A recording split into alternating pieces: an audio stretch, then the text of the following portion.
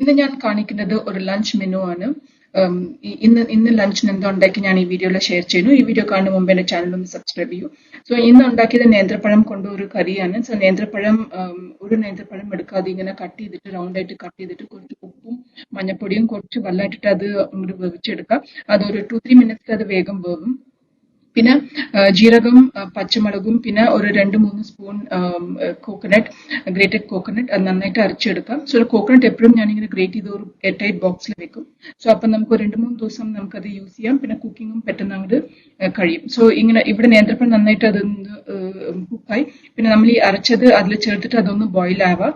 So boil ചെയ്ത ശേഷം നമ്മളത് ഗ്യാസ് സ്വിച്ച് ഓഫ് ചെയ്തിട്ട് ചൂടാറിയ ശേഷം നമ്മൾ തൈര് നന്നായിട്ട് തൈര് നല്ല ബീറ്റ് ചെയ്തിട്ട് അത് അങ്ങോട്ട് ഇടാം. പിന്നെ ആവശ്യത്തിന് കുറച്ച് വെള്ളം ചേർക്കണം.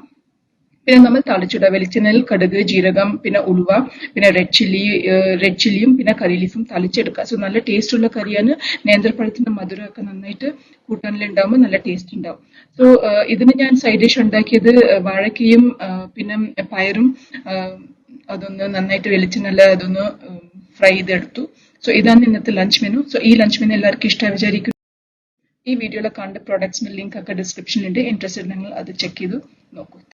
Please subscribe to my channel and support me. Thank you.